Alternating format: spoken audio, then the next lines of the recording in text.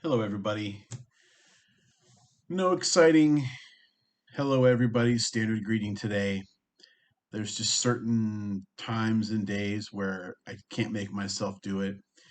You might remember after COVID lockdown last year and I lost my job, it was a while before I could sort of make myself do the hello, everybody, the standard way that I normally do it, my standard greeting or intro or whatever you call it. And I just wanted to talk about Hank a little bit today, and it just doesn't feel right to give the regular hello everybody. So in deference to Mr. Aaron, we're just going to chat. I don't have anything scripted out. Um, I make videos like this and sometimes just talk to myself in my car. I have a half-hour drive each way to work, and I just sort of think things through and process how I'm feeling about things. And I just thought I'd fire up the camera, just sort of talk about the day. Heard this morning, right after I got to work, made the mistake of checking Facebook because I had a couple extra minutes, and I see somebody posted RIP and had a picture of Aaron. By the way, if I can't make it through this video, I start crying or something, I'm an emotional person. You won't see this. I won't be uploading it. Um, I'm not shy about being a sensitive person, but I don't want to be bawling my head off on YouTube either. So anyway, I saw that Aaron had passed, and I quickly found the next biggest baseball fan in the building, and just mentioned it to her just so I could share with somebody. And so we had a couple moments there where we talked about just what we knew about Hank Aaron and what our thoughts were. And I just got thinking, I became a baseball fan about 1986, 1987. And at that time, one of the most exciting things for me to learn was sort of who were the greats, who were the best at this sport. And the answer was, well, the Hall of Famers. It took me about another 5 years to figure out there are tiers to the Hall of Fame, right? We know there's a difference between Willie Mays and Alan Trammell. We know that as we get older and we learn more about these players. And so the first thing I learned about Hank Aaron, of course, was that he was the home run king and that he was in this top tier, the elite of the elite. Just Ruth, Mays, Mantle, Musial. I put Ricky Henderson in there. The best of the best. If there's a special wing, a top floor of the Hall of Fame, that only the top 5% of Hall of Famers get in, he's right there. And maybe the best ever because you got to figure he's got the home run total. He also batted 305 for his career. A lot of people don't realize the average was that good. All-time total base king. In fact, I heard this stat earlier, blew my mind. So, total base king.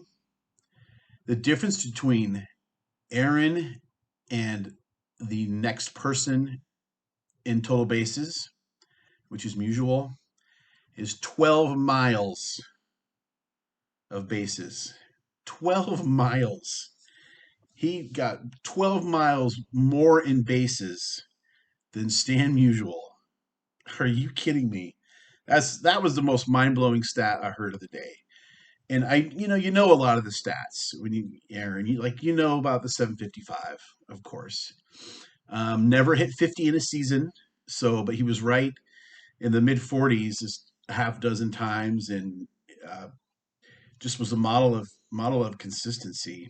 Uh, One of my favorite things, and when the market settles down, I'm going to get one of these cards. I can get a beat up one, it's fine, but just that 1974 tops card number one. The front of it says "Home Run King, Hank Aaron." You turn it over, and he's got 713. They issued the card before he broke the record because they knew he was going to do it. And I thought that's really cool of Topps. And that's a really cool card to own. At some point, I'll pick one up. It doesn't have to be a gym mint or anything. Maybe $15 or something. I won't do it today because it'll probably never be more expensive than it is today. But that's the kind of card I like to own because it's got a cool story to it, and it's got Hank Aaron on it. And I don't have a lot of like really great Hank Aaron cards. I have in my 73 binder, which is mostly autographs and then some unsigned cards. His is the unsigned, one of the unsigned, but I was able to get that for that set. And most everything else is going to be like your Pacific Legends and stuff like that. And there's nothing wrong with those cards. Those are nice cards. But I spent a lot of my downtime and my drive time listening to MLB Network Radio, which I do most days anyway. But thankfully, they spent all day on this, and as well they should have. And the first interview I heard this morning was with Tom House, who was a Braves bullpen player, bullpen pitcher, sorry, relief pitcher. He was in the bullpen when Hank hit the home run, and he caught it. He caught it on the fly, and he presented it to Hank at home plate. And Hank's dad and mom were there and said, "Mr. Aaron, here's your ball." And he smiled and said something like, "Thanks, kid," or "Thank you, young man." Because House was really early in his career, and Hank was really late in his career. One was a hitter, one was a pitcher. They didn't know each other super well. But they became friends over the years and talked, off and on. They weren't best friends, but House obviously had a lot of respect for his former teammate that's a legend, and he was happy to have caught that ball, and it's his claim to fame, and he has no problem with it, absolutely no problem with it, nor should he. Just thinking more about that home run, they talked about it a lot. They played the Vin Scully call of it several times throughout the day, and hearing it on the radio, you almost forget those two guys ran out there on the field and were kind of patting him on the back as he's rounded second base, second or third. And you wonder what was going through Hank's mind. Because remember, he was getting death threats for daring to break the great Babe Ruth's record. And some of these death threats were pretty specific and seemed credible. And he didn't change his approach to how he was doing things. He was always a professional, went out and did his job and was classy about it. And I find myself wondering as he's around his second base and he sees these guys, they just ended up being some hippie dudes that thought it'd be fun to run on the field.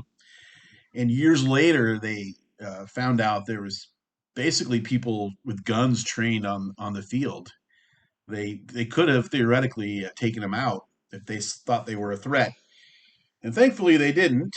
And when I saw this interview years ago with the two guys, and they're like, "Whoo, we had no idea, but we're grateful they decided to hold off the shooting us." And yeah, okay, maybe don't be an idiot and run on the field. That's neither here nor there. The thing that always gets me, and here's where, if I'm going to lose my emotions, here's where it'll be. So, okay, Eddie, deep breath. So I mentioned that Aaron's parents were at home plate. Aaron comes around, touches home plate. His mom grabs him, bear hug. Um, she was hugging him so tightly, and so what's the word? I'm going to get it wrong. She had him so like enveloped in the hug. Not because she was so excited that he broke the record. She was still thinking he was going to get could get shot. She was protecting her son. This wasn't that long ago. Okay, I was a newborn baby when this was happening. I was 3 months old. Okay, that's not very long ago. So that's what stuck with me today, and hopefully it sticks with me for a while. And like I said, when I started this video, I didn't know where it was going to go, but here we are. I think this is a good place to end it. Um, we like to think that a lot of our horrible past as people and as a country and everything is so far behind us, but it's not. And um, I don't even know where I'm going with this now. Let me just say goodbye. Tomorrow or whenever I do the next video, I'll bring the full strength. Hello, everybody. Until then, we don't count subscribers, we count friends. And rest in peace, Mr. Aaron. God bless you.